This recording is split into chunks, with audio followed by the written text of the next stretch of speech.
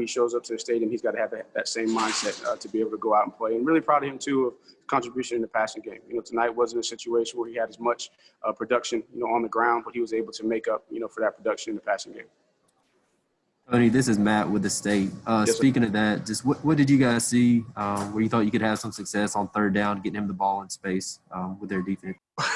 Well, just really proud of our guys of being able to be effective on third down. We put ourselves in some long yardage situations where, the percentage of converting those long yardage situations on third down is very low. But just wanted to get the ball in space. We felt like, not just on third down, but in all situations, that if we get the ball in space, and make them tackle us one-on-one, we felt like our speed may be a little bit too much for them, and I think it showed up. We knew that they weren't going to let us, just clip off 4 and 5, 6 yards on the run. They were going to try and stop that at all costs, to try and get us behind the chain so they could be more aggressive. But biggest thing was trying not to be too complicated on third down, just run our core offense. Let the quarterback be very, very comfortable with what he's doing so that he can go through his progressions, because we didn't know what to expect. They do an unbelievable job. Hats off to the defensive coordinator and defensive staff that, that's one of the things that they do on third down is when they get you behind the chain, especially 3rd and 6 or longer, they get exotic with their pressures. They get exotic with their coverages, and their best that I've seen so far in really disguising, coverage-wise on the back end. So for us, what we saw is going into it, hey, let's just run our core stuff. I give Trevor answers to be able to find the right receiver once the coverage unfolds post snap, and let's go play ball.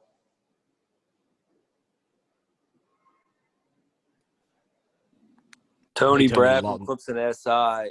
Yes, sir. If I would have told you 4 years ago that Travis Etienne would score 60-plus touchdowns in his career, what would you have said?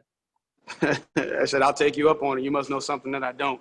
I think that we all knew what Travis was once he got here. I think coming into it, obviously because of the way the recruiting cycle worked out that year, we didn't have as long of a courtship in the recruiting process. But once he showed up on campus that first spring, I said, this kid's got a chance to be something special. And just happy for him and the hard work that he's put in, the humility that he continues to carry himself with, and he deserves all the accolades and the praise that he's getting. Hey, Tony, Lawton Swine, Clemson Sports Talk. There are times in the game where Trevor looks like he wants to hurry things up, get things going. Are you kind of reading his body language and what he wants in terms of your tempo throughout the game, and how much of that does he really control? It's a combination. There's times where I want to push the tempo, and then there's times where he's communicating from Streeter on the sideline. Hey, because again, at the end of the day, I want to push tempo pretty much, all the time, with the exception of maybe third down sometimes. But the guys on the field, I have to rely on them to say, okay, how effective is the tempo going to be? Because the last thing you want to do is hurry up and have a bad play call. If that makes sense. So yes, he sensed that we were able to play fast, make those guys, get lined up, and tempo worked out for us pretty good. So it's a combination of, Trevor with his instincts and feeling in the game, and at the same time too, just my nature at times I want to push the tempo and see can we take control, of the game and not be in a situation where the defense is dictating anything to us. Tony, this is Matt again. You mentioned being in a lot of third and longs and not liking that. Just what were they doing early on, and what do you want to try to get cleaned up before? I think early on it was more probably so us just some costly inopportune penalties, and then some drops, just not getting into a rhythm early on, and then the guys were able to overcome that. And then in the second half, I thought we did a better job of just kind of the drives that we went and scored on, kind of staying ahead of the chains. But I mean, they're a challenging defense. Hats off to those guys. They're a very good defense. Structurally, they're not going to let you just sit there and pound the rock and try and stay ahead of the chains. And so we had to kind of play a little bit of cat and mouse, in the run game and use some of the perimeter screens just to try and keep us, ahead of the chains. But I think early on it was a lot more, just a couple miscues on our part, that cost us to be in a long yardage situation. Coach Elliott, Rob Gilchrist with WCRS. Yes, sir. How would you describe an effort and performance like Lawrence, Etienne, and Rogers had tonight, as well as what do you take from a hard-earned win like this one against Virginia? I'll start with the second part of that question. You'll continue to hear me say it. I'm sure our players will praise him, and I'm sure Coach Sweeney will praise him as well. I mean, Virginia's a good football team, and they challenge you. They challenge you with their scheme, with their length, with their intelligence. So we knew that it was going to be, a challenge, and it wasn't going to be a situation where we were just going to show up, roll the ball out, and they were going to lay down. So just first and foremost, our guys were up for the challenge. but then we left a lot of plays out there too. We missed a couple of, wide open balls. We threw a couple of balls where receivers had to fall down where we had opportunity for run after the catch. We dropped a couple of balls. We gave up a sack. We had a couple of false starts. So what I'm going to say is, hey, look what we were able to accomplish with all the miscues against a good football team. So let's stay humble and let's go back to work and make sure that we focus on the little things, every single minute of every single day, so that those things don't come back to haunt us, in the most inopportune time, which is game time.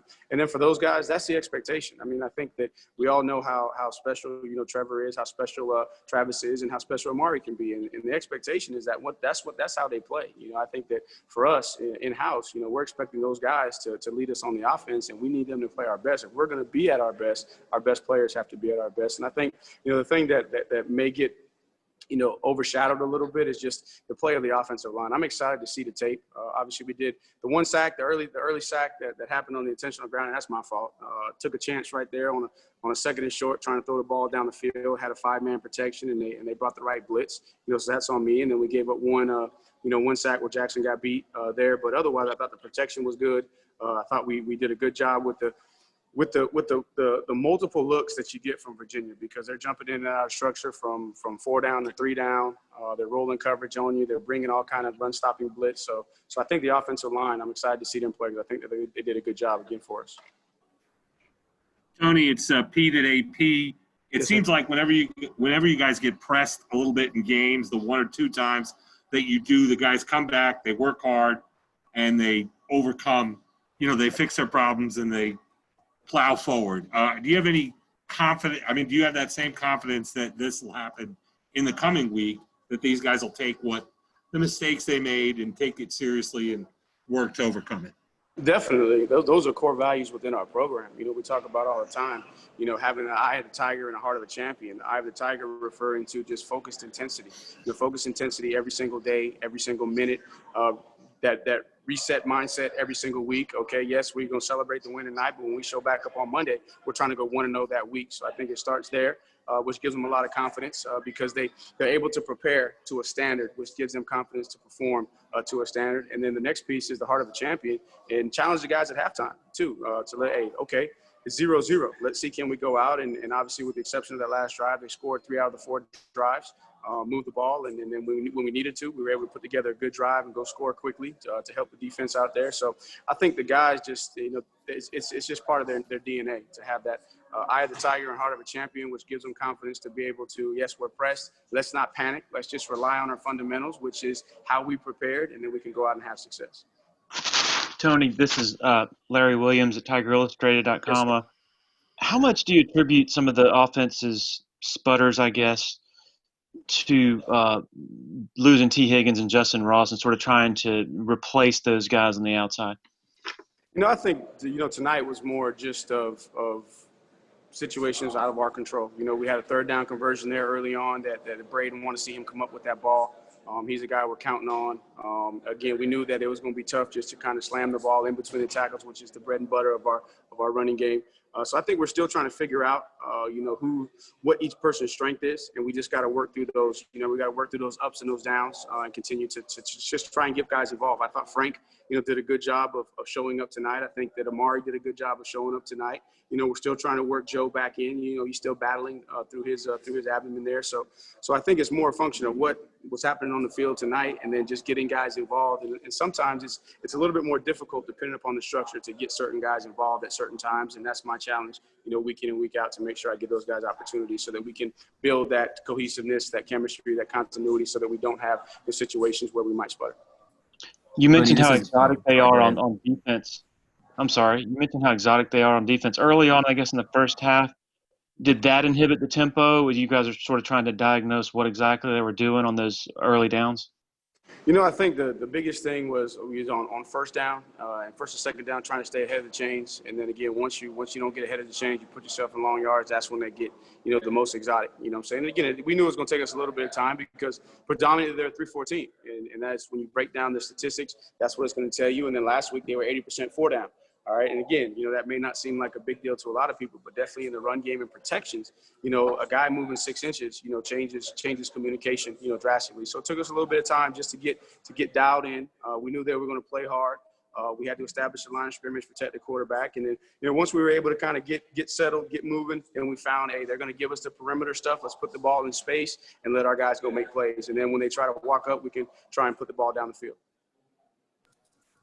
Tony, this is Matt again. You touched on a little bit what within God, just how much of that is injury and how much is it other guys earning opportunity?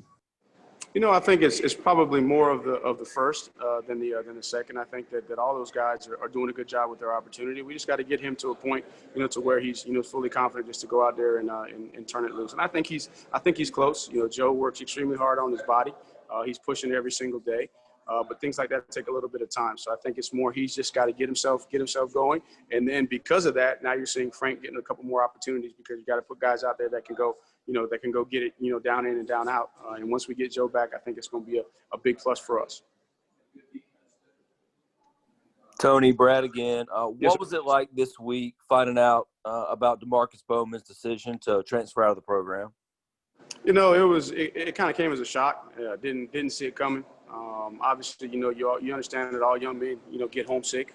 But at the end of the day, DeMarcus is a good young man. He did things the right way, have no issues with that. And it's just unfortunate, it's a situation where he had a lot of things kind of compound at once, especially with the issues with his grandparents and wanted to be closer to home. And so you can't fault a young man for that. Just appreciative of him and his parents and in Lakeland High School for allowing us to recruit him, and we'll do it all over again. It's just one of those situations that some things kind of stacked up real quick, and he felt like the best decision for him was to get a little bit closer to home. Last question. Hey, Tony, Josh again. With Joe, do you have a timeline as to when when you expect for him to be feeling all the way back? I don't know that. That's more of the training staff, him, Coach Sweeney. I know one thing is we're pushing him. He's trying to push through, you know what I'm saying? And each day is a different journey for him. And if I know one thing, I know he's going to do everything, that he can. He's not a young man that's trying to look for the sideline at all. He's trying to battle through. It's just a matter of when his body allows him to kind of be able to push through and become fully healthy. All right, that's it. Thank you, guys. We'll have Travis Etienne next.